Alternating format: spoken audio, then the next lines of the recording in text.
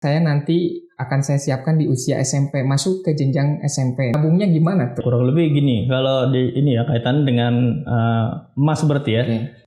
Nah, pertama kita tentukan terlebih dahulu itu biaya untuk masuk SMP-nya.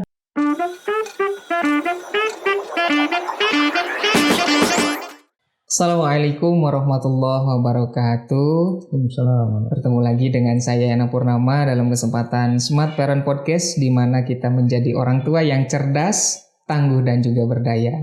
Smart Parent di rumah, kita pada kesempatan hari ini membahas satu tema yang luar biasa, yang sedang trending, yang sedang hits, yang meroket tajam sekarang, yaitu tentang logam mulia. Nah, pertanyaan saya selaku orang tua, bagaimana sih cara memilih investasi emas batangan supaya aman, terus juga nggak ribet, terus juga jelas tujuannya, misalnya kita mau ke pendidikan atau kesehatan. Nah, pada kesempatan hari ini saya sudah mengundang narasumber yang luar biasa. Beliau praktisi jual beli emas, beliau dari Belalai Emas, dan kita akan kupas tuntas segala sesuatu tentang peremasan, dari mulai cara membeli misalnya, terus cara aman supaya terhindar dari penipuan. Dan disclaimer dulu nih, kita tidak mengajarkan untuk jual beli, tetapi kita lebih ke edukasi ya. Tapi nanti Smart Parent di rumah kalau misalnya berminat, itu berada di tangan Smart Parent sendiri ya. Baik, Assalamualaikum Kang Adi. Waalaikumsalam warahmatullahi wabarakatuh. Sehat Kang Adi? Alhamdulillah sehat.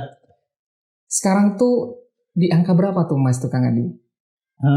Sekitar 2,3 juta ya, kurang lebih ya, per gram ya. Per hari ini gitu ya? Per hari ini, namun karena ada kelangkaan barang khususnya untuk produk dari Antam yang sekarang menjadi produk yang paling diminati secara mayoritas di masyarakat Indonesia, harga kemudian terjadi ya semacam tidak karu-karuan gitu ya, hingga ke angka mendekati 3 juta per gram ya.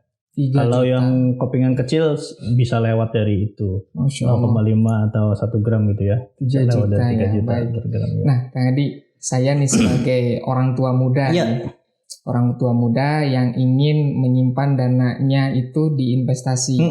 Nah, bagaimana sih kita bisa menyebutkan emas itu layak untuk kita investasikan dalam bidang misalnya pendidikan dan juga kesehatan? Ya, jadi pada dasarnya kan emas itu selama ini dipandang oleh masyarakat, dipercaya sebagai yang disebut sebagai safe haven atau aset teraman ya.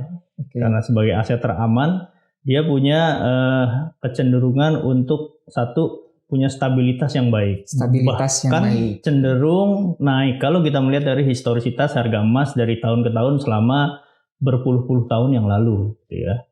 Yang kedua, dia jelas punya nilai intrinsik. Ya, sehingga emang clear nyata ada fisiknya gitu, ada nilai intrinsiknya. Dan kemudian kalau kita misalkan ngelihat konteks lokal historisitas harga emas di Indonesia gitu ya. Misalkan dari sejak kita merdeka sampai dengan hari ini, itu kan harganya cenderung belum pernah turun. Jadi kalau waktu baru merdeka harganya masih di kisaran Rp2 per gram lah kurang lebih ya, segitu ya kalau dikonversi ke dari konteks hari ini. Sampai sekarang hampir mendekati 3 juta per gram ya. Ya artinya kenaikan terus-menerus ini gitu ya, historisitas yang ada ini menjadikan emas ini menjadi salah satu pilihan yang cukup rasional untuk bisa dipercaya. Yang layak ya. Iya, yang cukup layak dipertimbangkan sebagai aset yang bisa kita simpan untuk menjaga nilai atau hedging ya, karena ini emas juga dianggap sebagai instrumen yang cenderung anti inflasi. Jadi sebenarnya memiliki emas tidak menyebabkan kita kalau mau kaya bukan kemudian kita nyimpan emas, tidak, tapi untuk menyimpan nilai value-nya supaya harta kita itu tetap terjaga. Jadi hedging ya, penjaga nilai. Betul. Baik, nih Kang Dini, saya ingin mencoba di bidang investasi emas ini. Nah sekarang tuh kan angka emas tuh lagi tinggi dong. Iya. Nah saya tepatnya itu mending beli pas lagi tinggi atau kita nunggu turun dulu nih Kang Adi? Nah sebenarnya pertanyaannya ada duitnya apa enggak gitu ya. Jadi kalau selama ada uang dingin Atau memang uang yang diposkan untuk pembelian emas, maka waktu kapanpun adalah waktu yang terbaik untuk membeli emas gitu ya. Jadi pastikan uangnya itu adalah uang dingin yang bukan dipakai untuk operasional sehari-hari. Terus yang kedua memang uang yang sudah diposkan untuk kebutuhan melakukan lindung nilai ini gitu ya. Nah, kalau misalkan memang ada, maka belilah sekarang juga, tidak perlu melihat fluktuasinya seperti apa. Dengan asumsi bahwa historisitasnya itu cenderung terus naik, maka lebih baik kita fokus pada tujuan. Untuk apa dulu nih kita ke depannya gitu ya. Kalau kita punya tujuan yang sudah cukup pasti, misalnya kalau tadi Bapak bilang tentang biaya pendidikan, kita tetapkan misalnya tujuan kita untuk biaya pendidikan anak untuk 5 tahun mendatang misalnya, atau 10 tahun mendatang, atau 15 tahun mendatang, karena emas kan difungsikan lebih ke jangka panjang ya sebetulnya, long term. Dan emas itu sangat liquid, jadi misalkan mau sekilo, 2 kilo hari ini langsung dibayar gitu kan. Ketimbang kalau misalnya kita memilih instrumen yang lain seperti tanah, itu kan agak panjang itunya urusannya. Apakah nanti itu jadi bisa laku atau tidak tuh panjang ininya prosesnya. Ketimbang kalau emas begitu. Oke, saya kuatkan kembali, berarti kita harus punya uangnya dulu dan juga tujuannya kita mau seperti apa gitu ya. Betul. Apakah mau di pendidikan atau di kesehatan misalnya ya. Iya. Nah sekarang tuh kan saya memposisikan sebagai orang tua yang ingin berinvestasi di bidang emas. Nah, berapa sih idealnya porsi-porsi yang pas untuk portofolio orang tua nih? Misalnya untuk pendidikan berapa, kesehatan berapa? Gitu. Sebetulnya tidak ada acuan yang disepakati secara fix ya, berapa porsi ideal untuk memasukkan portofolio emas ke dalam spending yang dikeluarkan setiap bulan dari orang tua gitu ya. Hanya saja kalau kita coba mengacu ke misalnya dari OJK itu, dia coba ngasih gambaran kasar tentang kira-kira gimana cara membagi yang secara ideal ya keuangan bulanan dari pendapatan kita. 40%-nya itu untuk dari 100% gitu ya pendapatan, 40%-nya untuk kebutuhan operasional sehari-hari gitu ya, transportasi, makan dan seterusnya. Terus kemudian 30%-nya untuk kebutuhan pembayaran hutang-hutang, KPR, cicilan mobil, cicilan rumah dan seterusnya. 20%-nya itu, nah ini termasuk yang di dalamnya ini, itu sebagai dana darurat. Masuk dana darurat yang tunai ya. Terus kemudian asuransi, jika itu dimaksudkan misalnya salah satunya untuk bidang kesehatan. Terus kemudian termasuk di dalamnya investasi, di mana emas dimasukkan dalam salah satu instrumennya itu ya, dalam portofolio tersebut, dan 10%-nya nanti untuk kegiatan sosial gitu ya. Jadi sekarang tergantung tipikal dari orang tua ya. Baik. Apakah orang tuanya termasuk cenderung konservatif, moderat atau agresif gitu kurang lebih ya. Kalau misalnya cenderung agresif, dan biasanya ini anak-anak muda, khususnya kalau yang belum berkeluarga ya, dia biasanya kan diversifikasi portofolio investasinya ke saham gitu, ya, reksadana dan seterusnya gitu ya. Tapi makin tua biasanya pengen yang lebih aman, ada fisiknya gitu ya, dan itu emas gitu ya. Nah, berapa persennya dari portofolio investasi tersebut gitu ya? Nah itu ya itu tadi tergantung karakter orang. Ada pembeli kami ya yang percaya 100% ke emas sehingga dia full menyisihkan uang-uang dingin dan uang tabungan masa depannya itu full ke emas. Ada yang begitu gitu ya. Karena dia kepengennya pokoknya aman, ada fisiknya, gampang liquid gitu ya. Dan dia ngerasa kalau misalkan ke yang lain-lain high risk. Memang high return gitu ya, tapi ya itu tadi kecenderungan orang. Kalau misalnya kita cukup konservatif, ya kan, memang lebih aman cenderung ke hal-hal yang ini saja ya, jelas-jelas saja, ada fisiknya gitu ya.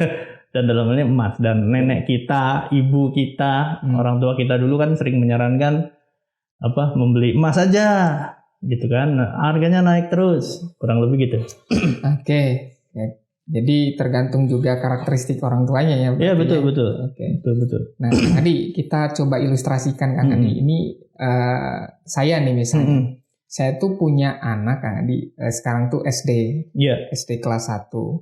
Nah, bagaimana caranya kita untuk bisa nabung dana tersebut di emas ketika anak saya nanti akan saya siapkan di usia SMP, masuk ke jenjang SMP nanti. Rencana nabungnya gimana tuh? Oke, ya kurang lebih gini. Kalau ini ya kaitan dengan emas berarti ya. Okay. Jadi misal tadi anaknya 1 SD. Kelas 1 SD mau nanti ke SMP. Berarti kan kurang lebih 6 tahun kemudian. Oke. Berarti kita kan ya lumayan ya. Range-nya kan 6 tahun. Oke lah gitu untuk emas. Bisa kita katakan cukup jangka panjang lah. Ya, menengah ya. Kalau panjang mungkin bisa 10 tahun, 15 tahun gitu ya. Nah, pertama kita tentukan terlebih dahulu itu biaya untuk masuk SMP-nya atau biaya keseluruhannya itu berapa selama sepanjang SMP. Kalau paling minimal misalkan untuk biaya masuknya karena biasanya mahal ya misalnya berapa misalnya 45 juta gitu misalnya. Taruh aja 40 juta misalnya. Ya oke, 45 juta. Kita tetapkan dulu. Oke, saya butuh 45 juta. Mungkin kalau hari ini masuknya nggak 45 juta misalnya. Hari ini 30 juta, tapi kita proyeksi nanti 6 tahun berikutnya misalnya 45 juta misalnya. Ya sudah kalau begitu 45 jutanya kita konversi terlebih dahulu ke gramasi emas di hari ini. Hari ini. Ya betul. Berarti kurang lebih kalau mengacu ke harga, kita pakai harga Antam ya misalnya, harga Antam sekitaran hari ini tuh ya akan dapat kurang lebih 20 gram berarti kalau 45 gram ya. Oke. Ya 20 gram kalau belinya langsung di Antam ya dengan asumsi bahwa harganya sedang normal-normal aja nih di pasarnya ya. Oke, berarti kita konversi dapat 20 gram. Nah 20 gram ini kemudian kan kita punya pertanyaan gimana cara metode lanjutan untuk memperolehnya atau merencanakannya. Metodenya bagaimana? Nah kan ada beberapa model. Yang pertama kita bisa menyisihkan uang yang tadi 20% dari keseluruhan pendapatan tadi. Kalau misalnya mau kita gunakan secara full untuk emas gitu misalnya. Dengan cara ya kita cicil misalnya. Tapi cicilnya dengan yang fix angka secara rupiah. Jadi misalnya setiap bulan mencicil misalnya 1 juta. Ya udah 1 juta cicil 1 juta, 1 juta, 1 juta, 1 juta, 1 juta gitu ya. Nah, tapi kalau misalnya kita breakdown aja lah tadi kan 20 gram ya. 20 gram itu berarti kalau 6 tahun ke depan kita bikin gampang 5 tahun karena kita sisakan 1 tahun untuk pertumbuhan emasnya yang pembelian terakhir di tahun kelima ya. Ya berarti kurang lebih kalau dibagi 60 kan kurang lebih jatuhnya sekitar 20 dibagi 60 ya sekitar 0,3 sekian gram gitu ya. Jadi kita punya bayangan gimana caranya menyisihkan uang per bulan seharga sekitar 0,33 gram. Oke, yang itu di angka? Yang itu di angka, nah kan sekarang tidak ada nih kepingan yang bentuknya 0,33 gram. Adanya 0,5 gram kalau pakai merek Antam. Kalau pakai merek yang lain ada yang 0,1, 0,25 ada gitu ya. Nah misalkan pakai yang berapa tuh tadi? 0,5. Ya, 0,5. Oke, kita anggap 0,5 ya. Berarti kita harus menyisihkan uang sejumlah seharga 0,5 gram setiap bulannya selama 5 tahun. Betul. Secara disiplin. Kuncinya adalah disiplin. Ya. Kelemahannya adalah dengan model yang pertama ini adalah seiring waktu karena kecenderungan harga naik, kita akan mendapati harga 0,5 gramnya ini ikut naik. Kalau lompatan kenaikan jauh lebih tinggi ketimbang dari kenaikan gaji kita gitu ya. Nah ini problem juga. Tapi itu pilihan. Boleh pakai model yang itu. Pertama. Ya, karena barangkali Bapak punya pandangan untuk mentransaksikan emasnya itu harus yadan biadin. Sehingga emasnya itu harus ditransaksikan dalam dalam satu majelis akad ya kan? Dan tunai gitu ya. Sehingga emas itu harus diperoleh terus gitu kan. Betul. Sebanyak 0,5 ditransaksikan dengan uang. Model kedua, nah kalau punya pandangan boleh tidak tunai, ngikut fatwa MUI ya, tentang kebolehan transaksi tidak tunai, maka kita bisa pakai metode yang lain. Misalnya kita bisa ngambil layanan cicilan ke perbankan syariah. atau ke koperasi syariah misalnya gitu ya. Kita ambil itu buat apa? Untuk memastikan biaya yang harus dikeluarkan tiap bulan, jadi fix. Cuma bedanya ini kan ada biaya marginnya. Jadi kan modelnya murabahah berarti. Betul. Kalau modelnya murabahah berarti itu kan transaksi barang dengan margin. Ya. Perbankan atau koperasi atau lembaga sejenisnya mendapatkan margin, ya kan? Tapi kita kemudian membayar jadinya fix kan, ketahuan. Misalnya kita bisa cicil untuk 5 tahun tadi sesuai program. Ya. Jadi misalnya kita beli, saya beli 20 gram secara murabahah ke layanan perbankan tadi, ya kan? Kemudian dia ngambil margin, jadi kita udah tahu, dia ngambil marginnya sekian. Terus kita bayar fix tiap bulan kan. Nah, bayar fix tiap bulan kan enak jadinya. Udah teratur selama 5 tahun.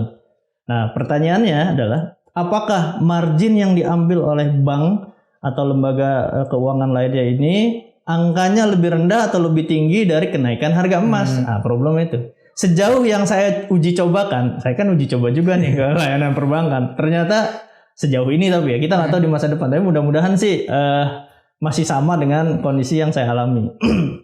Kecenderungannya ternyata pertambahan kenaikan harga emas jauh lebih tinggi ketimbang margin yang didapatkan oleh bank tanpa perlu menunggu sampai 5 tahun begitu.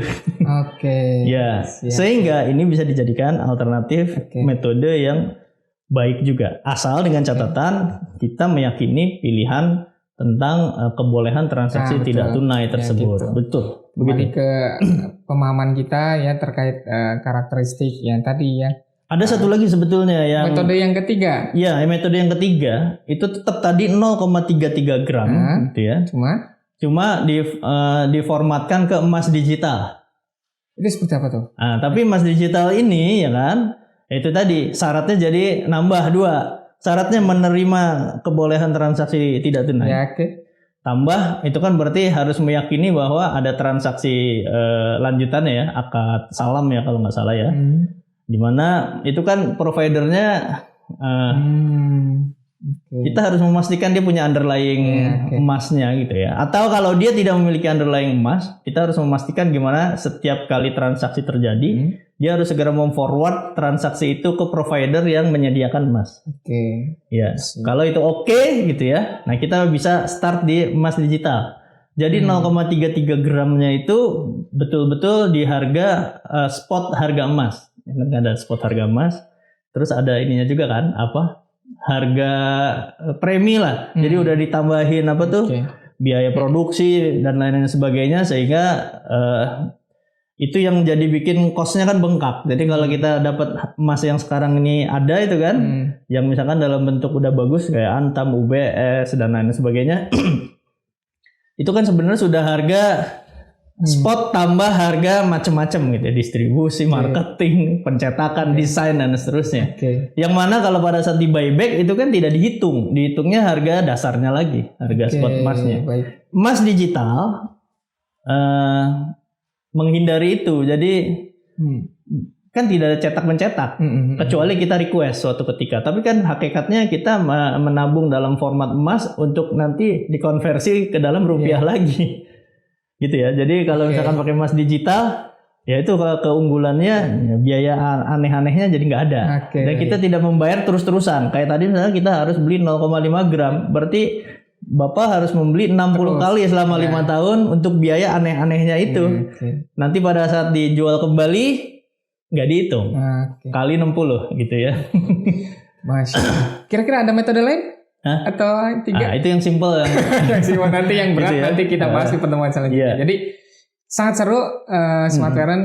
Kita itu di sini mengedukasi di mana banyak alternatif yang sesuai karakteristik Smart Parent. Misalnya mau ngambil metode yang pertama atau yang kedua atau yang tadi yang digital tadi ya gitu. Nah, kita kembali lagi ke pembahasan yang agak ringan nih. Kalau tadi sudah mulai berat nih ya.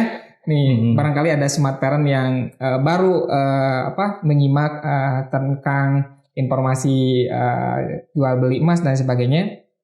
Nih barangkali ada yang ini masih bertanya-tanya, apa sih bedanya emas 24 karat dengan perhiasan-perhiasan yang sering dipakai istri kita atau orang tua kita atau ibu-ibu yang ada sekarang yang sering pakai perhiasan? Apa sih kira-kira beda yang signifikan gitu? Ya tentu dari karatasenya ya. Kalau karatase kan menunjukkan tingkat kemurnian emas tersebut. Kalau 24 karat menunjukkan emasnya itu dari kisaran 99% sampai 100. Jadi kurang lebih 99,9 sekian gitu kan. Ya nggak ada yang pure 100% sebetulnya kalau secara aktualnya. Biasanya 99,99999 gitu ya. Mendekati 100%. Kita sebut itu 24 karat. Nah, yang 24 karat ini tidak cukup praktis untuk dijadikan perhiasan. Kenapa? Karena sangat lunak. Kalau misalkan dijadikan perhiasan nanti baru pakai kalung patah gitu kan. Pakai cincin gampang patah. Makanya kemudian perhiasan itu dibikin dengan campuran bahan yang lain. Bisa dicampur perak, campur bahan-bahan yang lain lah. Nah, itu karatasenya pasti di bawah 24 karat pada umumnya ya. Jadi 22 karat, 18 karat dan seterusnya sampai 8 karat misalnya ya. Jadi kurang lebih keunggulannya kalau yang emas batangan ini karena dia akhirnya sering dipakai untuk instrumen investasi gitu ya. Dia tidak ada biaya-biaya. Kalau di perhiasan kan ada biaya untuk desainnya gitu dan itu biaya desain itu kan nggak bisa dihitung pakai itu kan keindahan itu bisa relatif gitu. Iya, bisa jadi mahal karena indah banget gitu kan.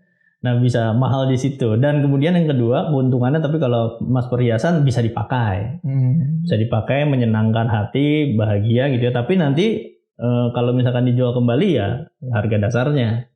Harga dasar emasnya saja, harga nilai artsnya nggak dihitung. Nah, keunggulan emas batangan kan berarti karena tidak ada biaya yang tadi itu, maka emas batangan dipilih lebih baik untuk instrumen hedging tadi ya. Walaupun bukan berarti kemudian perhiasan tidak bisa dijadikan itu juga. Tahu ya, tergantung tujuan tadi. Kalau tujuannya untuk misalnya kebutuhan pendidikan anak ke depan, lebih baik pilihannya emas batangan saja. Kalau misalnya untuk sambil berhias, kan biasanya sering begitu bilang berhias sambil menabung dan seterusnya. Untuk ngencreng-ngencreng pas arisan dan seterusnya. Nah, itu bisa lah beli perhiasan gitu. Itu juga tetap akan laku dan cenderung terus naik. Pokoknya intinya selama itu emas dalam bentuk apapun gitu ya, dia tetap akan punya value dan mengikuti terus fluktuasi harga emasnya di waktu pada saat dia akan menjual kembali. Nah, emas batangan sendiri sebetulnya kan bentuknya secara umum ada dua ya, yang kasbar. Yang kedua minted bar. Nah, kasbar itu seperti apa? Yang kasbar itu yang cor sederhana sebenarnya. Jadi ini udah kita punya cetakan gitu ya. Terus kemudian dituangkan emasnya, di situ udah ada cetakannya. Jadi tinggal di stempelnya itu sederhana gitu ya. Jadi nggak kurang indah sebenarnya ini. Ini dari zaman model ribuan tahun lalu modelnya yang kasbar nih biasanya. Batangan-batangan yang kasar sederhana, ya kasar aja kelihatan. Gramasinya oke, tapi nah kalau yang minted bar, nah ini seperti yang beredar saat ini nih.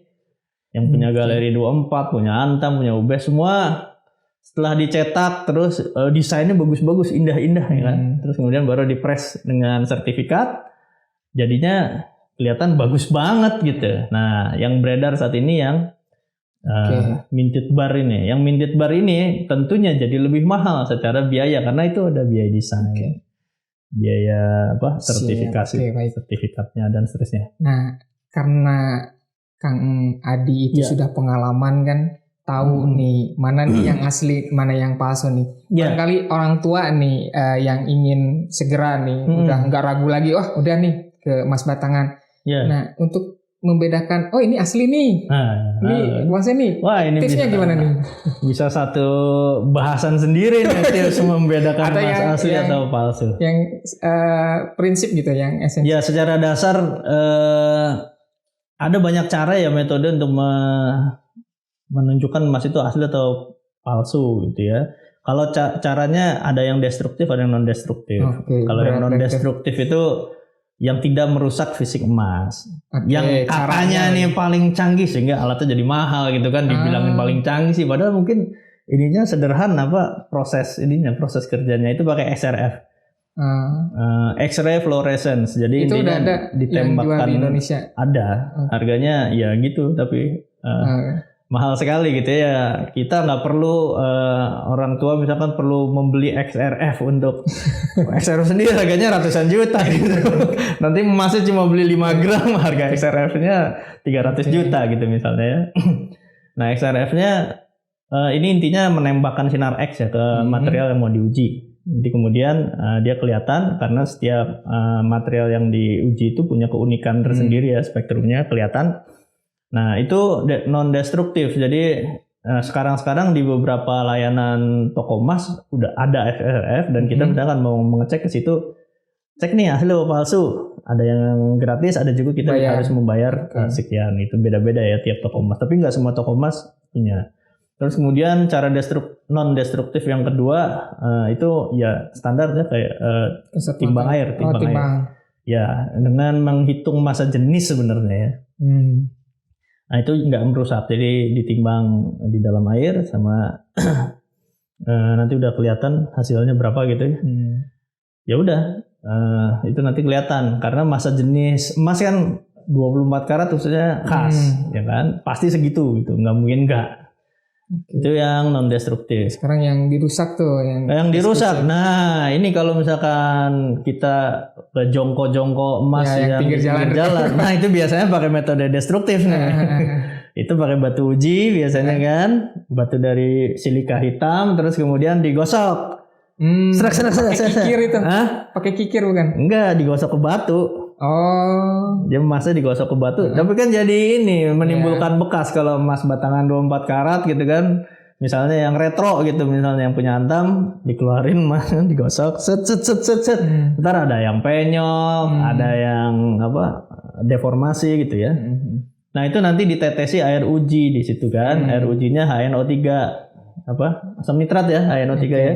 Untuk melihat itu palsu atau enggak. Terus kemudian nanti air uji kedua pakai HCl. Nanti kan dia bercampur sama HNO3 jadi dia akan melarutkan emas ya untuk melihat hasil atau tidak. Intinya tambah air uji 1, air uji 2. Tapi itu kan teknis sekali artinya ya ruwet lah kalau misalnya kita di rumah harus melakukan detail seperti itu. Apalagi sekarang produk-produknya kan semua dilengkapi dengan sertifikat yang sudah menempel di dalam. Jadi emas ditempeli sertifikat ya, bentuknya press, kemudian dilabeli di beberapa merek itu menggunakan Certi-Eye apps-nya ya untuk mengecek apakah itu asli atau tidak gitu ya. Nah sehingga ini emasnya nggak bisa dibuka. Jadi kita diminta untuk percaya aja nih bahwa ini adalah emas gitu kan dan asli. Nah, gimana cara ngecek? Nah, tiap merek ini kan beda-beda cara mengecekannya. Kalau yang umum misalnya kayak Antam, dia dilengkapi dengan Certi-Eye gitu ya. Barcode tinggal di scan ya, barcode QR code-nya di scan, nanti dia akan terhubung dengan database yang akan menunjukkan kalau asli artinya tulisannya ini asli, terautentikasi gitu lah kurang lebih. Tapi itu belum menjamin sebenarnya emasnya asli atau tidak. Sebenarnya begitu. Walaupun sebenarnya dari produsen disebutkan kalau misalnya selama emasnya itu kemasannya belum terbuka, tidak rusak, maka masih dijamin keasliannya. Tapi gampangnya beginilah kalau begitu. Kita gunakan fisika sederhana aja lah kalau begitu. Fisika sederhana ini kan sebenarnya konsepnya dulu kalau kita belajar di SMP ya, massa jenis, massa per volume gitu kan. Ya sudah berarti kalau nggak emas, jadi ada dua variabel, ada massa, ada volume, kurang lebih gitu kan. Jadi kalau misalnya cek pertama itu yang untuk sertifikat misalnya beli 10 gram, ditambah kemasan dan seterusnya, ya kan. Nah kita kan sebenarnya punya acuan ya, misalnya kalau kita beli satu kotak isi 20, terus kemudian kita timbang gitu, kita punya acuan misalnya, ternyata kalau ditambah kemasan misalnya 10,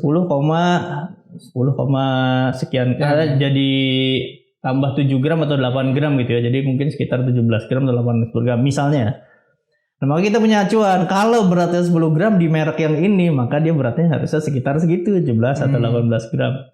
Kok begitu? Udah bisa melihat indikasi awal. Awal tapi ya, gua belum bilang ini emas asli enggak, tapi setidaknya itu bisa jadi gambaran awal gitu ya. Karena kalau misalkan emasnya palsu, berarti kan kemungkinan dua. Masanya yang kurang, masanya tidak sama, atau volumenya tidak sama, kan gitu kurang lebih. Kalau misalkan masanya, kalau yang palsu misalnya, masanya lebih kecil, volumenya kan gini. Kalau misalnya harus sama persis, berarti volumenya harus sama persis. Pasti masanya nggak sama kan gitu. Okay. Kalau volumenya digedein, kelihatan palsunya. Jadi kemungkinannya masanya yang kecil atau lebih besar. Jadi tinggal ditimbang itu aja. Kita punya data acuan, misalnya dengan kemasan untuk 10 gram sekian. Oke. Nah paling itu gampangnya. Yang mungkin yang paling gampang yang sederhana. Selain pakai itu tadi ya sertifikat dan seterusnya. Kalau mau aman ya dibongkar sertifikatnya. Tapi pada saat nanti ini dijual kembali, ya jatuhnya ke harga dasar emas. Oke. Ya kurang lebih seperti itu smart parent ya, untuk membedakan dan cara sederhana membedakan mana yang asli, mana yang mungkin ragu nih smart parent di rumah ini asli atau enggak asli karena belinya mungkin dari sembarangan dan sebagainya gitu. Itu tiap seri juga beda-beda cara pengecekannya ya. Misalnya kalau model Antam yang lama yang kita sering sebut sebagai retro atau klasik gitu ya. Kalau di pasaran sebutnya retro, tapi kalau Antam sini sebutnya klasik. Ya kalau itu bisa kelihatan dari ininya. Kalau yang cetakannya berdiri yang portrait itu kan di bagian belakang emasnya ada holografi yang kelihatan, kalau digoyang-goyang emasnya itu LM itu apa namanya berubah gitu kan. Ada seperti itunya gitu misalnya. Oke, baik. Nah, ada banyak lah ininya, variasinya tergantung merek dan ininya. Cuman yang lebih sederhana kalau misalnya smart parent yang awam lebih baik cara yang tadi yang ditimbang dulu terus lihat karakteristik, ternyata ini masa jenisnya malah lebih besar, atau bisa menggunakan cara seperti itu mungkin ya yang mungkin awam gitu ya. Gimana ya, yang paling gampang sebetulnya ya ini masalahnya udah dipres ya, soalnya udah dimasukin ke dalam itu ya kayak begitu kalau paling simpelnya. Kalau kita misalkan nggak percaya dengan cuma di scan aja gitu ya. Oke. Nah baik Kang Adi, kecuali bisa punya kemampuan untuk menimbang air gitu misalnya, untuk melihat masa jenisnya berapa. Nah, saya sempat mendengar istilah-istilah asing di telinga saya. Ini saya pengen juga mendalami itu, terus juga pengen tahu terkait istilah-istilah premi, terus juga buyback spread, terus juga apa sih pengaruhnya ke hasil yang kita rencanakan gitu. Istilah-istilah tadi gitu. Iya. Premi itu sebenarnya tadi sempat saya jelasin di awal ya kalau nggak salah ya. Itu biaya-biaya yang ditambahkan di luar harga spot ya. Sehingga kemudian pada saat emas terdeliver ke kita itu harganya jadi lebih tinggi dari harga spot. Misalkan harga spot hari ini misalnya ya 2,2, setelah ditambahkan biaya untuk mendesain emasnya, ditambahkan biaya pencetakannya, ditambahkan biaya sertifikasinya, terus ditambahkan lagi biaya marketingnya dan lain sebagainya, distribusi jadinya 2,4 juta per gram misalnya begitu ya. Nah itu yang dimaksudkan itu ya, maksudnya premi. Nah kalau yang spread itu berarti kan selisih ya antara harga jual dengan harga beli. Nah sebetulnya ini penting spread ini. Kalau misalnya para yang pembeli emas yang sudah senior, yang udah lama bermain untuk menyimpan emas, mereka lebih senang dengan model emas yang cukim. Cukim itu emas yang belum ada mereknya, belum dijadikan minted bars tadi. Karena apa? Spreadnya tipis sekali. Cuma kan problemnya tidak semua orang paham untuk mengecek ini asli apa enggak. Dan sudah itu ruwetnya kan di situ. Kecuali dia bisa dijamin oleh toko emas yang mengeluarkan si emas cukim itu, ya kan? Toko emasnya sudah terpercaya, sudah lama gitu kan. Nah itu oke. Nah akhirnya kan orang lebih banyak memilih bukan yang itu kan, tapi yang ada mereknya itu dan yang udah kelihatan bagus. Nah, spreadnya ini beda-beda tiap merek begitu ya. Tiap merek beda dan juga tergantung gramasinya. Jadi kalau gramasinya makin kecil, itu spreadnya jadi makin lebar. Kok gitu? Kan gini misalnya, kita punya misalnya kita punya satu kotak emas 100 gram. Emasnya aja nih belum bermerek ya kan. Nah, kenapa harga yang gramasi kecil jatuhnya lebih mahal? Karena kan kita jadi butuh untuk 100 kali kerja, dipotong dulu 100 kali, didesain 100 kali, kan? Dimasukin sertifikat 100 kali, ketimbang yang kepingan 100 gram cuma sekali kerja, jadi gitu ya. Sehingga yang 1 gram jatuhnya lebih mahal. Pada saat harga buyback dijual kembali, kan tidak dihitung yang tadi itu macam-macamnya. Harga buybacknya flat. Sehingga spreadnya itu selisihnya bisa lumayan. Jadi kalau misalnya kita punya uang yang cukup, belinya yang besar sekalian. Misalnya beli yang 100 gram gitu ya. Amin itu 100 gram. Itu beli yang 100 gram. Itu berarti kan bisa jadi spreadnya tipis itu, cuma sekitar 3%. 4% sekitar situlah. Ketimbang kalau yang 0,5 itu bisa sampai hampir 10%, 9, sekian persen itu. Kalau kita ngelihat di Antam kurang lebih segitu kisarannya ya. Kalau Cukim lebih tipis lagi. Berarti itu akan berpengaruh terhadap hasilnya ya. Iya. Nah, ini kan kendalanya nih tantangan buat kita misalkan mau mempersiapkan pendidikan anak dan seterusnya. Sementara kalau banyak profesional di praktisi perencanaan keuangan kan kemudian ngomongin portofolio yang investasi yang sedemikian banyak dan lain-lain. Cuma kadang-kadang saya berpikir ini apa profilingnya cocok hanya untuk mereka yang berpenghasilan besar gitu ya. Kalau yang misalnya UMR kumaha riuh gitu kan. Tapi ya itu tadi, tapi kan ada alternatif tadi bahwa ada emas digital misalnya, atau ada murabahah ke bank sehingga kemudian memfikskan itu. Yang kembali lagi ke sehingga kita tidak perlu membeli sertifikat dan lain sebanyak 60 kali tadi kalau misalnya formatnya 5 tahun. Cukup membeli sekali ditambah margin misalnya kalau untuk bank murabahah 20 gram berarti kan kita kan cuma sama aja membeli 2 keping 10 gram, berarti kita cuma membayar biaya preminya tadi kurang lebih ya 2 kali. Ketimbang kalau kita beli 0,5 selama 60 kali, berarti kita bayaran 60 kali premi-preminya itu gitu kan. Ya artinya alternatif itu jadinya ada dan itu harus dipertimbangkan. Kalau enggak, ini juga jadi, ini menurut saya ya, tapi boleh beda pendapat nih teman-teman. Kadang-kadang kan jadi agak sedikit menyesatkan tanda kutip ya. Kalau kita membeli emas, kan sekarang ada emas yang sangat-sangat kecil. Iya betul. 0,0001 seper seribu. Ya kalau orang bilang ini seupil gitu kan, ya betul-betul ini kecil sekali gitu ya. Yang itu sebetulnya kalau dihargai rupiah kan, misalnya dijadikan hadiah, mendingan ngasih hadiah ke guru misalnya nih di MIMA, kasih 200.000 ke guru ketimbang dikasih 0,0001 gitu kan, nanti kalau di buyback nggak nyampe 200.000 gitu kan. Nah apalagi kalau misalnya kita memaksakan untuk membeli di keping yang sangat kecil itu gitu ya. Nah, itu kan habis di biaya ininya, yang lain-lainnya tadi. Betul. Alih-alih dia ingin investasi, yang terjadi adalah ya dia merugi sebetulnya. Apalagi dia membutuhkan waktu berarti yang sangat-sangat panjang gitu ya untuk ngikutin kenaikannya gitu. Itu problem. Nah sekarang kita coba ke misalnya saya udah dapat nih emasnya, sudah beli dengan cara akad yang jelas ya, barangnya ada terus transaksinya jelas. Nah ketika barang itu sudah ada di saya, emasnya udah ada di saya, baiknya saya tuh nyimpennya di mana nih kira-kira?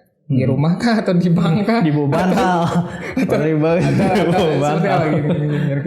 Masalah simpan menyimpan ya, ada beberapa alternatif. Yang pertama yang dipercaya aman di safety deposit box.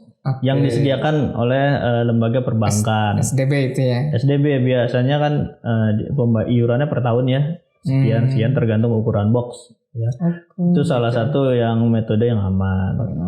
Tapi kalau misalnya simpenan kita nggak banyak-banyak amat ya di rumah cukup lah sebenarnya gitu. Emang kita berapa kilo simpenannya? Kalau berkilo-kilo, nah ya jangan di rumah gitu misalnya. Nah kalau tadi bicara tentang menyimpan di bank itu rentan biayanya rentangnya biasanya berapa? Nah saya nggak hafal nih biayanya yang update sekarang ya. Tapi nggak mahal sih, nggak mahal. Itu per box gitu atau? Iya ada ininya, ada ukuran-ukurannya. Jadi dia ada tarif-tarifnya. Iya makin besar makin mahal. Oke. Dan durasinya biasanya per tahun biasanya ya. Selanjutnya nih Kang Adi, saya kan memang Senin sampai Ahad sibuk banget nih. Senin sampai Jumat saya ngajar, Sabtu ada kegiatan, kadang Ahad juga sama. Nah kira-kira kalau saya nggak mau ribet nih, nggak mau ribet, nggak mau, yang penting saya investasi di nama, tapi nggak mau ribet nih, karena smart parent pun juga sama di rumah mungkin ada yang sibuk banget, nggak mau ribet, pengen instan, tapi pengen juga esensi dari investasi masnya itu dapat tipsnya gimana tuh? Ya tipsnya intinya jangan nengok-nengok fluktuasi harga. Oke. Karena capek, ngapain nengokin fluktuasi harga, kayak nggak ada kerjaan aja gitu kan. Apalagi kita nggak fokus di situ gitu kan. Percaya saja bahwa ini asetnya cenderung akan terus naik seiring waktu di masa depan. Maka masuk kapanpun kita ada uang dingin atau masuk secara disiplin sesuai dengan posnya yang sudah disediakan setiap bulannya. Disiplin tanpa melihat-lihat ininya fluktuasinya. Jadi kita nggak usah nengokin hari ini naik apa enggak. Misalnya kita plot setiap bulan di tanggal 1 saya harus membeli 0,5 gram. Udah beli, mau harganya berapa? Dah tutup mata habis itu beli, simpan, tutup mata, selesai gitu. Jadi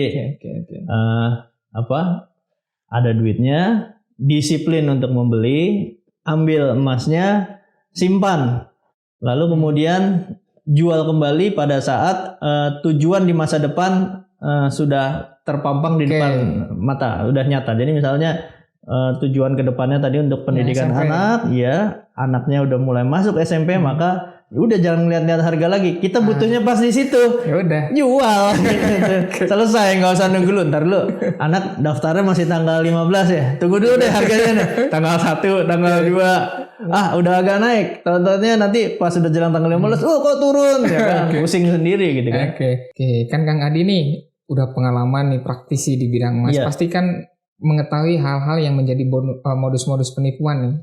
Kira-kira yang sering terjadi itu modus-modus penipuannya seperti apa sih? Banyak banget. Apalagi di era teknologi kayak sekarang ya. Yang cukup marak itu misalnya transaksi segitiga, itu biasa lah ya. Transaksi segitiga. Nanti ujung-ujungnya pokoknya kalau pembeli atau penjual yang ketipu ya. Pembeli juga sangat rentan ketipu, dia transfernya ternyata bukan ke orang yang jual emas tapi ke penipu ya, intinya begitu ya. Transaksinya biasanya transaksi segitiga tuh via telepon mungkin ya? Ya dari WhatsApp-WhatsAppan. Makanya kadang-kadang orang itu kan ketat, jadi kudu ngecek ke aplikasi untuk bisa ngelihat tagar-tagar dia ini siapa dan seterusnya gitu kan. Kalau misalkan tagarnya 0 misalnya nggak ada sama sekali, kan bahaya, tanda-tandanya besar. Ya tanda-tandanya besar. Perampokan gitu ya, COD tadi kan tidak selamanya aman. COD itu high risk karena apa? Kita kadang-kadang kecuali sama yang udah dikenal. Kalau sama orang yang belum dikenal itu resiko cukup tinggi. Kami aja juga pernah perampokan. Pernah juga, dan angkanya lumayan gitu, besar. Oke. Nah, Smart Parent, mumpung kita sudah hadirkan founder dari Belalai Emas, cara untuk beli di Belalai Emas seperti apa? Ini jadi iklan loh. Itu mas. Terus sampai serah terima lah gimana? Itu standar lah seperti toko-toko pada umumnya. Kita kan juga ada outletnya ya di sini di Bandung. Kalau datang ke outlet kami ke kantor langsung bisa transaksi. Itu satu. Yang kedua, COD bisa, delivery. Jadi kita melayani delivery se-Bandung Raya dengan tarif tertentu. Jadi intinya silahkan ditanyakan ada stok atau tidak. Kalau stoknya ada untuk durasi tertentu, harganya kemudian ditanyakan cocok, udah oke. harganya sudah oke, lalu kemudian metode penyerahannya mau seperti apa? Apakah mau di delivery atau dia mau datang? Kalau misalnya delivery, yang ketiga metode pembayarannya gimana? Mau dia transfer duluan boleh, mau ya dan biadin transaksi di tempat COD boleh gitu ya. TOD ya, transfer of delivery juga boleh gitu. Jadi pada saat diserahkan dibawa barangnya, diserah terimakan di satu majelis akad, dia kemudian mentransfer uangnya, itu juga oke gitu. Tidak ada masalah. Jadi semua bentuk format untuk transaksi kita sediakan. Untuk closing statement nih, Kang Adi, mungkin bisa memberikan tips dan triknya untuk smart parent yang baru belajar tentang peremasan. Mungkin 3 hal yang paling penting nih yang harus dimulai lebih awal. Yang pertama, kerja lebih keras, lebih cerdas untuk menghasilkan lebih banyak duit. Oke, kerja keras. Jadi orang kaya dulu. Tapi kalau belum kaya nggak apa-apa, mulai latihan untuk berinvestasi. Dalam hal ini misalnya untuk melakukan lindung nilai ke emas gitu ya.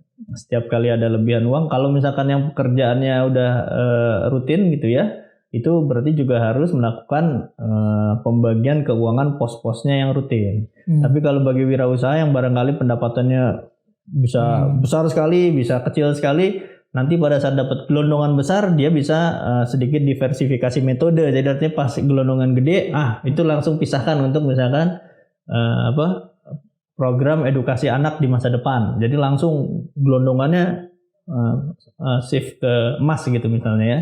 Smart Parent, kita berada di penghujung episode podcast kali ini. Luar biasa obrolan kali ini sangat bermanfaat, terutama bagi kita yang ingin berinvestasi di bidang emas. Dan sekali lagi terima kasih Kang Adi. Sama-sama, hatur nuhun pisan udah diundang kemari. Ya, sekali lagi kita hanya mengedukasi ya, tidak merekomendasikan. Itu kembalikan lagi kepada smart parent yang ada di rumah. Kuncinya kita tetap harus punya dana darurat juga ya. Dana darurat dan juga proteksi kesehatan tentunya ya. Baik, smart parent, jika konten ini bermanfaat, boleh silakan untuk bagikan ke keluarga, orang tua, sahabat, kerabat. Semoga kita senantiasa dipermudah oleh Allah Subhanahu wa taala dengan segala hal kesibukan kita, dan kita kembali lagi di episode selanjutnya di Smart Parent Podcast, tempat kita belajar menjadi orang tua yang cerdas, tangguh dan juga berdaya. Assalamualaikum warahmatullahi wabarakatuh. Waalaikumsalam warahmatullahi wabarakatuh.